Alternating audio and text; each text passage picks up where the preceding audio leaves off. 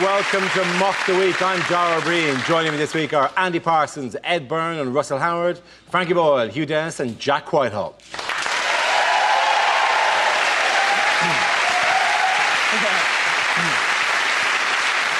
We start with a round called Headliners. Here's a picture of the three main party leaders, but what does TLDP stand for? Is it Tinky Winky, Lala, Hoopsie, Hope? Is it just left or right? Does it just go Tory, Liberal Democrat, Pillock? It's close. Or is it Tory, Labour, dunno, pass? Is it Tatty Bojangle, lovers discuss preferences? To be honest, it looks like the dullest fruit machine ever. I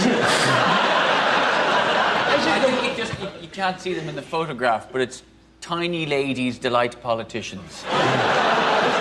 I know what it is. It's Tories love dinosaur porn. I have this on fact. Right? William Hague regularly. The only way he can have sex if he's dressed as a T-Rex. To be honest, I've seen that. Does he pin his little arms in and everything? Nice! Is it televised leaders debate proposed? Very good. Frankie gets the answer there. Congratulations. Yes, the answer I was looking for was televised leaders debate proposed. This is a story that Sky News has invited the three major party leaders to take part in a primetime studio debate in the run to the next general election. It would be the first of its kind to take place in the UK. So would you watch it? How can Gordon Brown possibly go on television and hope that it's going to go well? With his smile, that very smile, what did he say to his media advisor? I want to look like I've just been punched up the arse. He can't stand beside David Cameron because he'll look like he's melting. The only logical debate between the two sides, we have a debate between Margaret Thatcher and Peter Mandelson, because it'll be like Alien versus Predator. No questions, the winner is the one who manages to devour the other's head.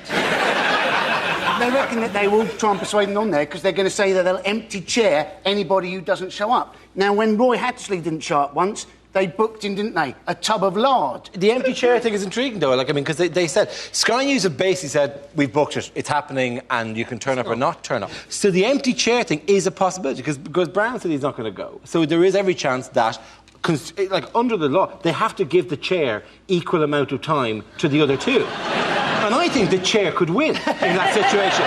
I think it's very... Absolutely, because people would watch it and go, I'm sick of hearing these people argue, but I'm enjoying the chair. Right? So, is this going to be on Sky? Sky News The future of your nation brought to you by Domino's. Yeah, and every answer would come with a whoosh noise. And Andy Gray will run backwards over it. Well, you see what he did there. And then go... Every time they lie, we should have a child just come on and kick them in the nads. Wouldn't that be fantastic? Just a little innocent kid. Wallop. Recession 2010. Ah! If you actually, better than that, if you every time they had a lie, a child would come out and just cry a single tear. Just slowly. There is one of the objections. It's not going to happen. Of course, it's not going to happen because Gordon Brown said he's not going to do it. Yeah. And you can't. Sky News have this weird field of dreams. If you build it, they will come. Attitude. It's going. We're going to do the show anyway, and we'll do it without. You can't just make the Prime Minister do a TV show on a poxy cable news channel. You can't just go, oh, I'm sorry, I don't think I can make it that day. I'm running the country. Badly, I'll admit, but nevertheless. It's going to be so predictable as well. That's the because whenever Gordon Brown goes on, the policies are always it's always to get out of the economy. We need to spend. And like the only time I ever want to turn on my TV and have someone with one eye pleading with me to part with my cash is Pudsey, the children in need best. That's it. It's also not going to happen on Sky. I tell you, it's absolutely not going to happen at all, because Sky relies on advertising, and who's going to advertise in the middle of a debate between the world's dullest politicians? Every break, there's just going to be one long ad for the Dignitas Clinic. That'll be...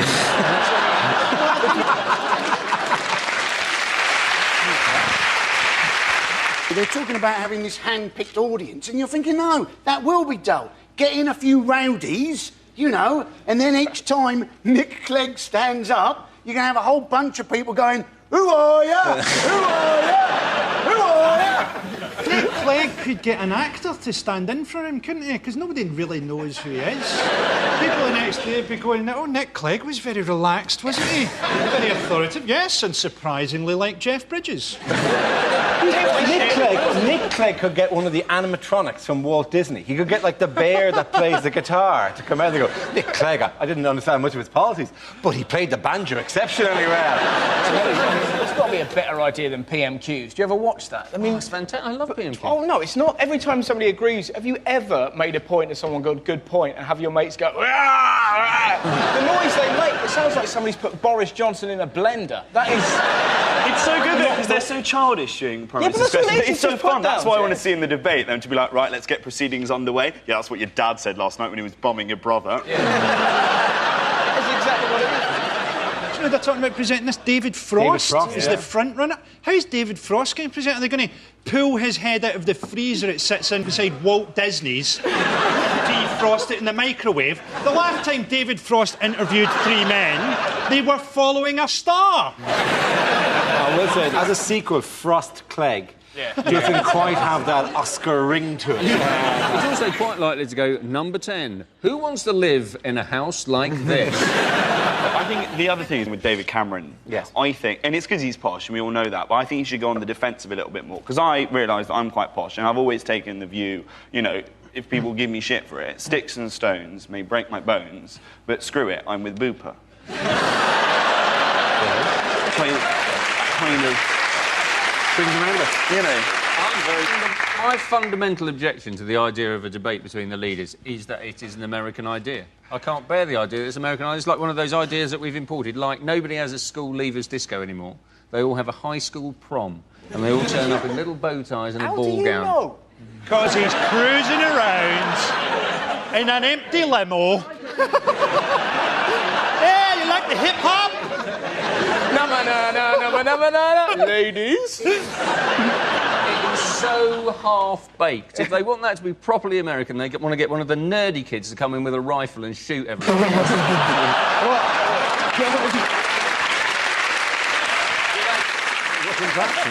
In other news, which party leader is also likely to appear on TV? Nick Griffin is going to be on Question Time, laying it down. BNP. BNP, Nick Griffin, yes? Nick Griffin appearing on Question Time. What nobody's told Nick Griffin is that this particular episode is being hosted by the Wu-Tang Clan at Brixton Academy. Hey, Method Man here. I believe our first question is from Mike Tyson. Every single photo you see of him in the paper, he always looks like his wife's having sex with Ainsley Harriott. I'm sorry. We can't trust people every week on this show, and so welcome to the game, Nick. You look like Fat Hitler. Yeah. There's no two ways around it. He looks like a jowly Adolf. He looks like a plucked owl that's been fast-tracked for management at Greg's.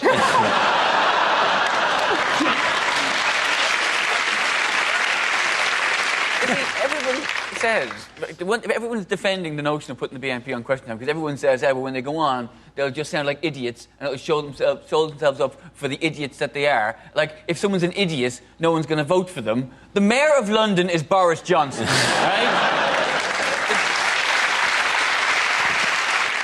The Equality Commission or whatever have now said that they can't have only white members. They're not allowed to do that.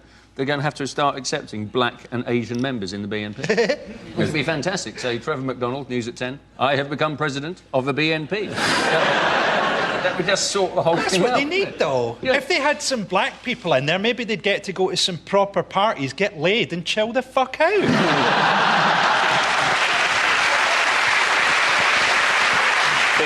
We never know how to punish them as well with the BNP. It's like the guy that threw an egg at Nick Griffin. Don't throw an egg, throw a samosa. There is a fear, obviously, that if you legitimise a political leader by bringing him onto this thing. But, it's Question Time. It's not like the BBC are simply opening the doors to Nick Griffin. He's not appearing on Saturday Kitchen, which I think...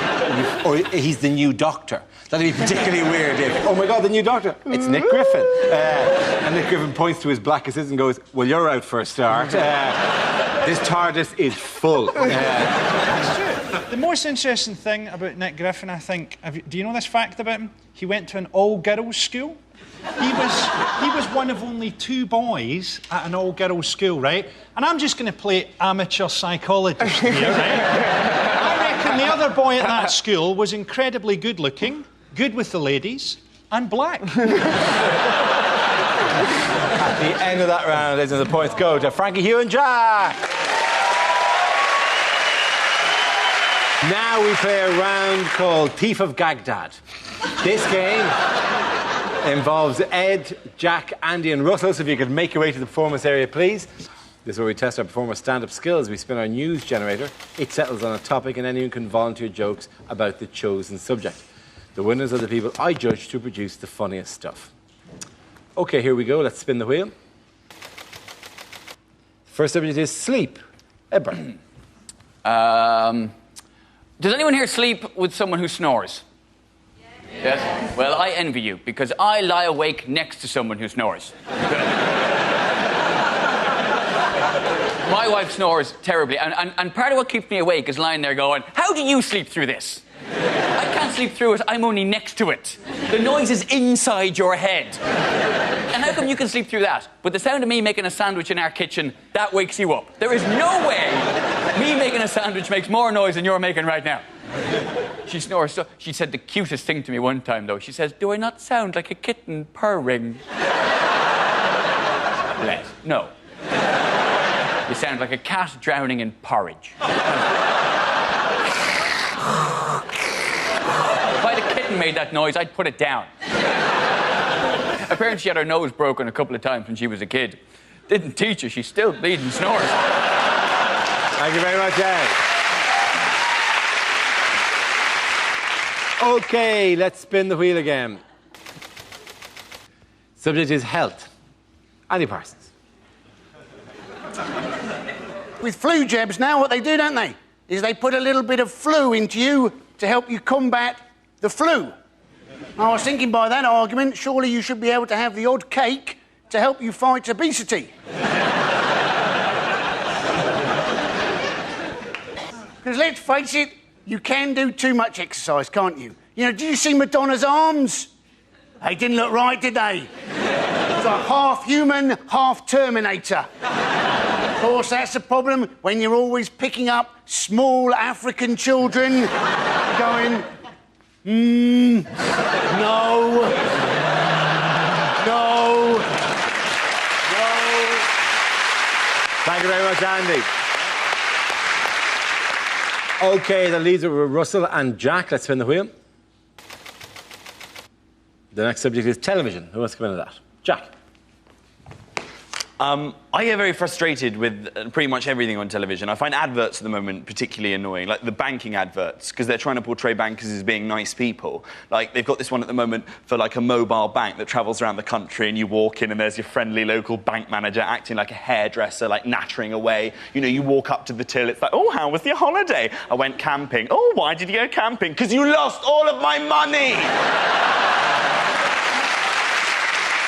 Decided the only option I've got is just to not watch TV at all, because everything annoys me. And I've got quite a lot of people that pressure me into doing that as well. Like my dad, he's quite old-fashioned. He's always saying, you don't need to watch television. You should do other things, better things, more edifying things. Don't watch TV, Jack. You should read. Read the great novels. They're entertaining, they're educational. Even read the Bible. The Bible is engrossing. It's enthralling. The stories of Jesus, they're encapsulating, they're invigorating. I'm like, no, Dad. If I wanted to be entertained by 12 people sat round a table trying to impress some bearded Jewish know-it-all that thinks he's some kind of deity, I will watch The Apprentice. Thank you very much, Jack Whitehall.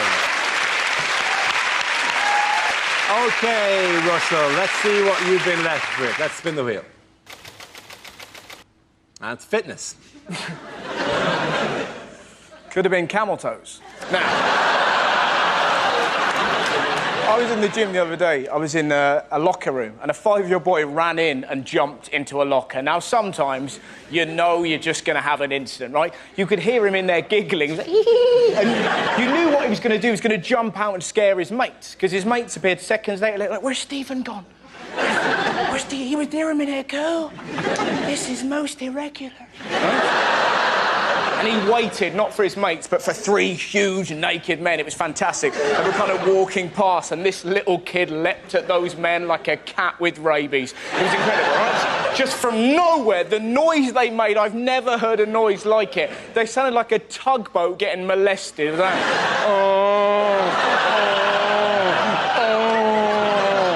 His long-suffering dad is in the showers, obviously heard this and went, "That'll be my bloody boy!" Ran back, confronted this glowing hellbeast and went, "Stephen, what have I told you about acting up in public?" And this little kid cut his dad down with one very simple sentence. "Dad, your willy's moving?" You're just there going, oh, the world is a better place. Thank you very much, Russell. At the end of that round, the points go to Ed and Jack.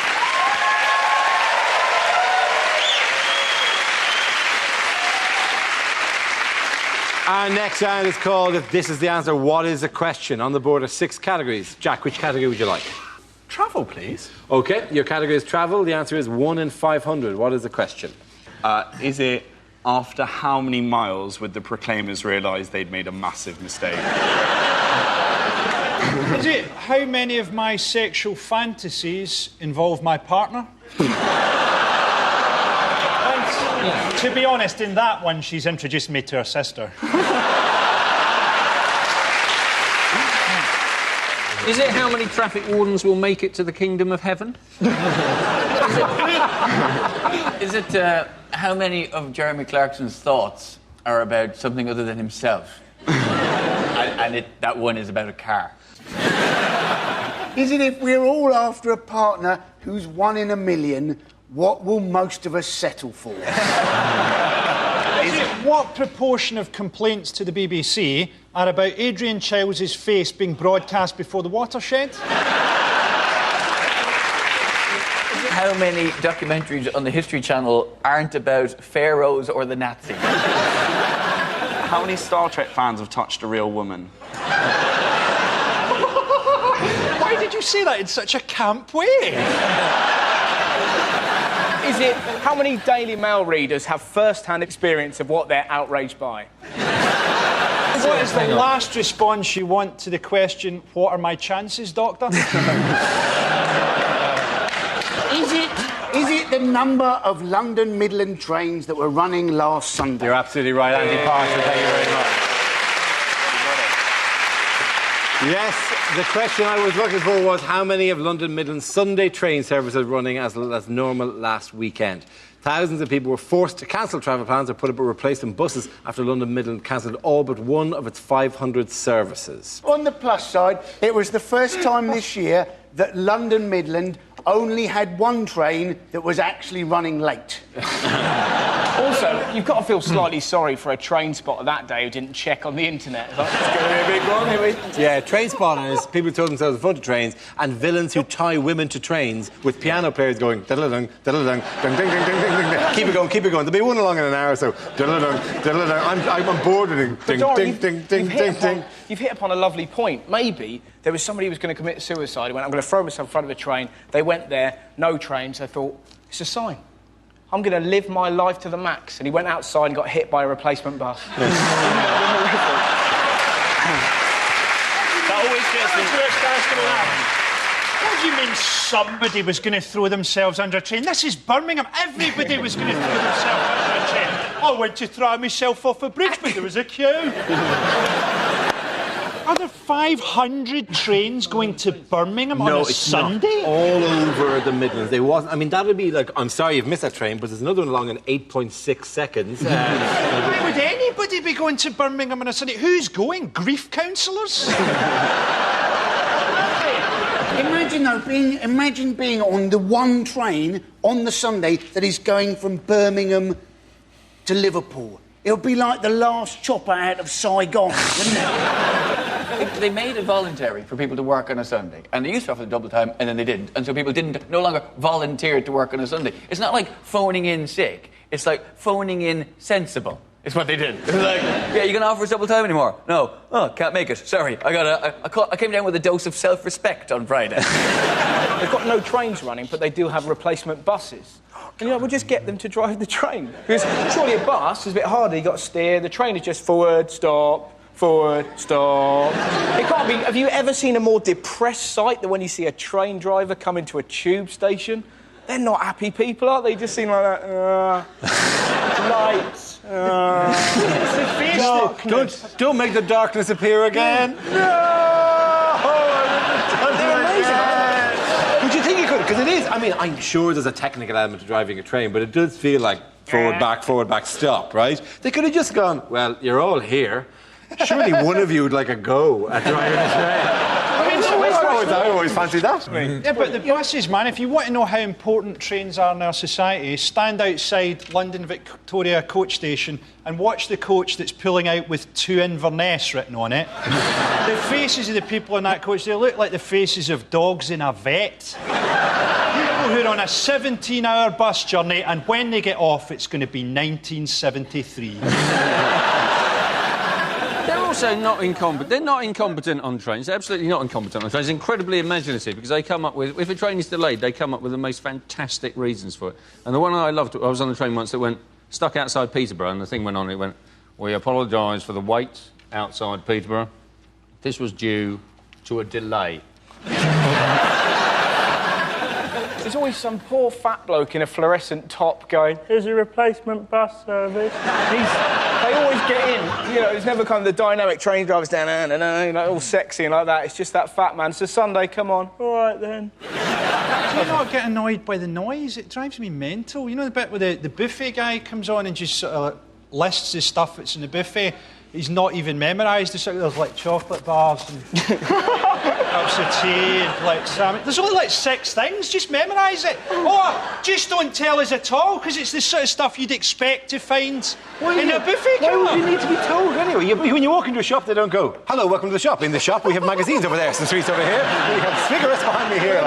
No, what's in a buffet will be surprised if you've got a partridge down there. But what's great is when there's someone who's too eager, there's some sandwiches in here just crying out to be eaten. I saw a guy the other day, he was drunk on the train, he went into the loo and he got stuck in it and he couldn't open it and he was getting really panicked, and the train conductor came around to try and get him out and he couldn't put it, and I was just sat there and this is really bad because he was clearly getting quite distressed, and they said, look, what we're going to have to do is wait till we get to the next stop and then we'll get someone to get you out of the loo when we get in there. And there was this pause and then I just heard his voice from inside just say, tell my family I love them.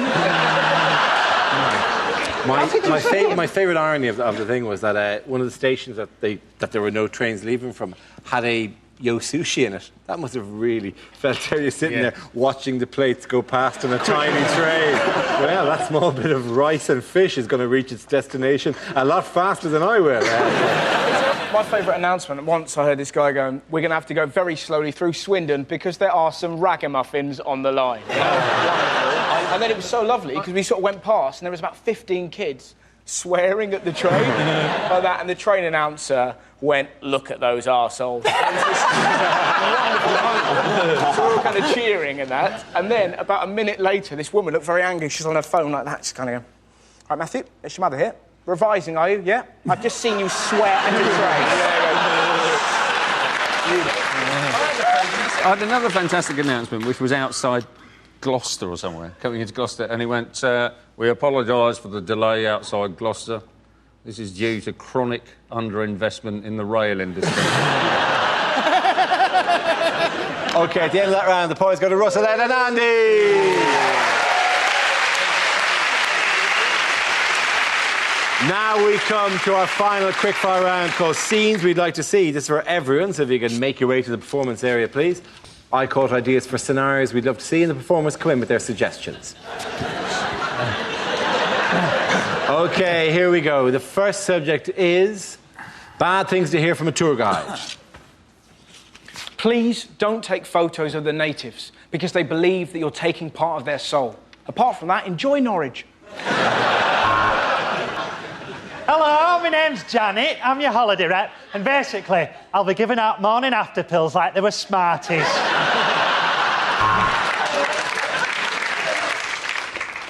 Good morning. I'm afraid this is the loudest.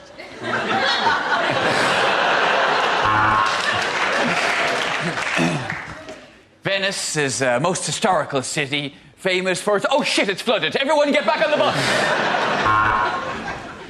A lot lot of you will be wondering why there are so many wonderful foreign treasures on display here at the British Museum.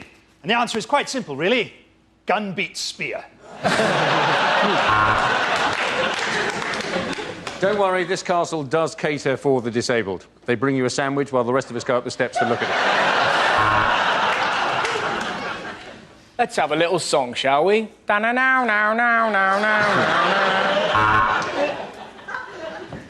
Coming up later on, we've got the topless donkey derby and who's got the funniest willy competition. Yes, it's going to be the best saga holiday you've ever had.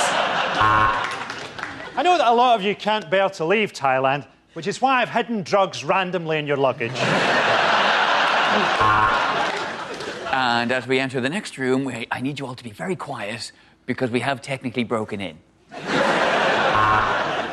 If you need anything at all, I'll be under your bed.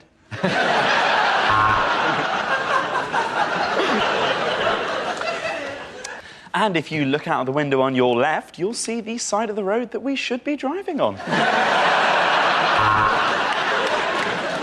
Of course, you have to respect local customs. On the right-hand side, you'll see a woman being burnt at the stake, and on the left, Dundee Town Hall.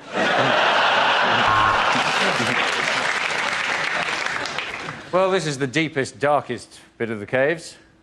And unless you give me £20 each, it's where you're staying. And according to Wikipedia, the East Wing was built in the year Dougie is a homo. We're now leaving the green zone. Pop on your flak jackets. This is the real Baghdad. An adult and 2 children is £10. But enough about my trip to Cambodia. Our next topic is unlikely things to hear on a breakfast show. If the woman I picked up last night is watching, help yourself to cereal, but get out of the flat by the time I get home. And now it's time for Thought for the Day.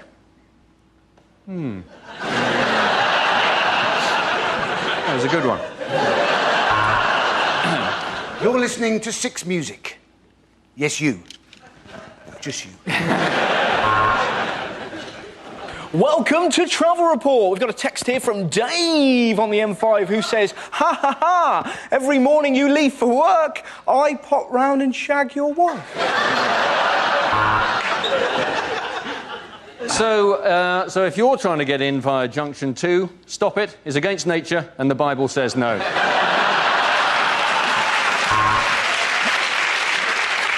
Next, we speak to Fern Britton about having her stomach stapled, this time to an enormous chocolate cake. In other traffic news, if you're on the M11 headed towards Middlesbrough, I would turn around because it's a shithole. Hello, I'm doing a survey into the effects of replacing milk on your Weetabix with Red Bull! And we can see there's been an accident northbound on the M1, and it is a beauty. Welcome to Radio Tourette's, you shit monkeys. You may think of it as a breakfast show. I had mine at 4:30. Later, Vanessa Feltz will be joining me on the settee, and I'll be bouncing through the fucking ceiling. Okay, at the end of that round, the points go to Frankie, Hugh and Jack.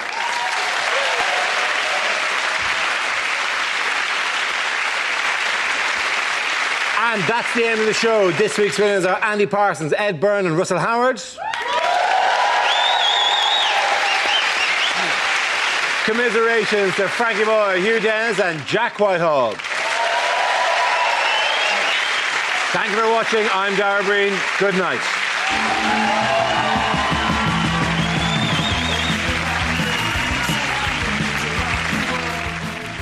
To catch Radio 2's star-studded concert from the Blackpool Illuminations, press the red button now. Or there's brand spanking new comedy on BBC Three with the office slackers we know as the Lunch Monkeys.